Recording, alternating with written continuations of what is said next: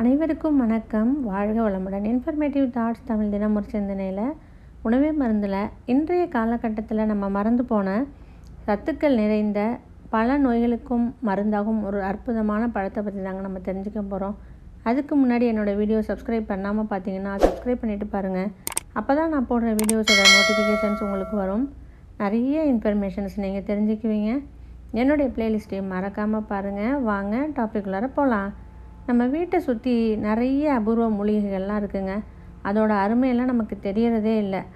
80 வயசில் வர வேண்டிய வியாதியெல்லாம் 30 வயசுலேயே வந்துடுதுங்க. இதுக்கெல்லாம் என்ன ரீசன் நீங்கள் நினைக்கிறீங்க? நம்ம மறந்து போன அற்புதம் நிறைந்த மூலிகைகள் தாங்க. நம்ம முன்னோர்கள் நிறைய கை வைத்தியம்லாம் வச்சுருந்தாங்க. ஆனால் நம்ம சின்னதாக உடம்புல ஒரு பிரச்சனை வந்துச்சுனாலுமே ஹாஸ்பிட்டலுக்கு ஓடி போய் செலவு பண்ணாதாங்க சாட்டிஸ்ஃபேக்ஷனே ஆகுது. இயற்கைகிட்ட இல்லாத மருத்துவமே இல்லைங்க. கிராமப்புறங்களில் ரோடு சைடில் அவங்க வீட்டுக்கு பக்கத்தில் கூட தானாக வளரக்கூடிய மூலிகை செடிகள் இருக்குங்க. தானாக வளரக்கூடிய மூலிகை செடிகளுக்கு தாங்க பவர் அதிகமாகவே இருக்குது. நம்ம தான் அதோட அருமை தெரியாமல் மறந்து போயிட்டோம். நம்ம மறந்து போன அற்புத பழங்களை தாங்க வெளிநாட்டவர் அதிகமாக விலை கொடுத்து வாங்கி சாப்பிட்றாங்க. அந்த வகையில் நம்ம இன்றைக்கி பார்க்க போகிறது இயற்கை அளித்த பரிசான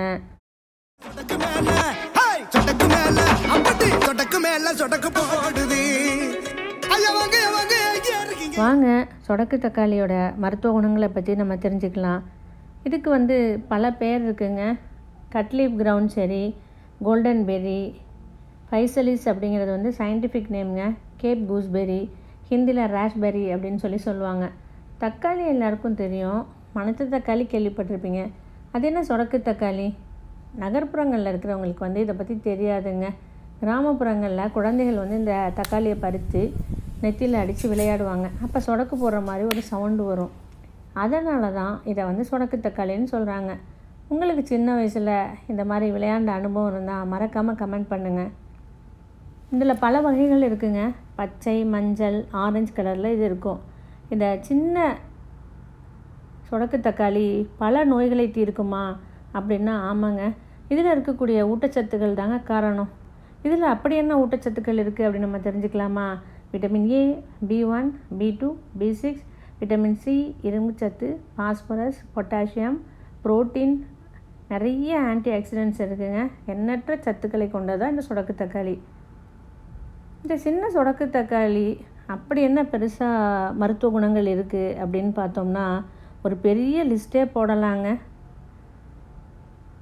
இதோட மருத்துவ குணம் தெரியாமலே நிறைய பேர் இந்த பழத்தை சின்ன வயசில் சாப்பிட்ருப்பீங்க.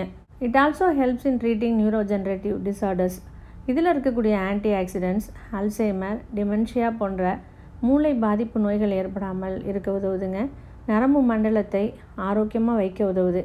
Cancer prevention. இந்த சொடக்கு தக்காளியில் வித் அனலாய்ட்ஸ் அப்படிங்கிற ஒரு வேதிப்பொருள் இருக்குங்க. இது புற்றுநோய் செல்களுக்கு எதிராக செயல்படுது. இதனால தாங்க வெளிநாட்டில் இதை மோஸ்ட் எக்ஸ்பென்சிவ் ஃப்ரூட்னே சொல்கிறாங்க. Reduce blood pressure and cholesterol level. உடலில் இருக்கக்கூடிய கெட்ட கொழுப்பை கரைக்கக்கூடியது. ரத்த அழுத்தம் சம்மந்தப்பட்ட பிரச்சனைகளை போக்கக்கூடியதுங்க. Heart health. இதில் கரையக்கூடிய பெக்டின்கிற நார்ச்சத்து இருக்குது. இதயத்தை ஆரோக்கியமாக வைக்க உதவுது. இந்த பழத்தை சாப்பிட்டா கல்லீரலில் இருக்கக்கூடிய கழிவுகள் அனைத்தும் வெளியேற்றி கல்லீரலை சுத்தமாக்குதுங்க. Supporting liver and kidney health. Kidney லிவரில் ஏற்படக்கூடிய ஃபைப்ரோசிஸை குணப்படுத்தக்கூடியது. சிறுநீர் பாதையில் கற்கள் உருவாகிறத தடுக்குது. Digestive health. செரிமான பிரச்சனையை சரியாக்குது. மலச்சிக்கல் உள்ளவங்களுக்கு இது அருமையான மருந்துனே சொல்லலாங்க. Treats anaemia. அதிக அளவு இரும்புச்சத்து இருக்குங்க இந்த சொடக்கு தக்காளியில். ரத்த சோகை இருக்கிறவங்களுக்கு இது சிறந்த மருந்தாக இருக்குது. உடல் ஆரோக்கியத்துக்கு விட்டமின் பி காம்ப்ளெக்ஸ் ரொம்பவே அவசியங்க. இது சொடக்கு தக்காளியில் அதிகமாக இருக்கிறதா சயின்டிஸ்ட் கண்டுபிடிச்சிருக்கிறாங்க. விட்டமின் பி காம்ப்ளெக்ஸோட அற்புத பயன் என்னன்னு பார்த்தீங்கன்னா உங்கள் டிஎன்ஏவில் இருக்கக்கூடிய பாதிக்கப்பட்ட செல்களை குணப்படுத்துதுங்க. அடுத்ததாக டயபெட்டிஸ் கண்ட்ரோல். பாரம்பரிய நீரிழிவு நோயை தடுக்கக்கூடிய சக்தி இந்த சொடக்கு தக்காளிக்கு உண்டுங்க. நீரிழிவு நோய்க்கு சிகிச்சை அளிப்பதில் முக்கிய பங்கு வகிக்குது. இரத்த சர்க்கரை அளவை கட்டுப்படுத்த உதவுதுங்க. Improves vision. ஒரு கேரட்டில் கிடைக்கக்கூடிய சத்துக்கள் எல்லாமே 5 சின்ன சொடக்கு தக்காளியில் கிடைக்குதுன்னா பார்த்துக்கோங்களேன். கண்புரையிலேருந்து பாதுகாக்க உதவுது. இதில் இருக்கக்கூடிய 2 முக்கிய கேரோட்டினாய்ட்ஸ் நீரிழிவு நோயால் ஏற்படக்கூடிய பார்வை இழப்புலேருந்து பாதுகாக்க உதவுதுங்க. Reduce inflammation. சொடக்கு தக்காளி சிறந்த வலி நிவாரணியாக செயல்படுதுங்க.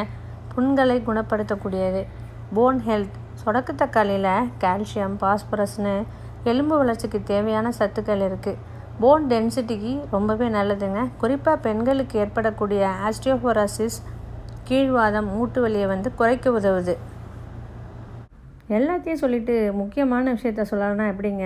ஆமாங்க, இப்போ நிறைய பேருக்கு உடல் பருமன் தாங்க ப்ராப்ளமாகவே இருக்குது. உடல் எடையை குறைக்க நினைக்கிறவங்க சொடக்கு தக்காளி சாப்பிட்லாம்.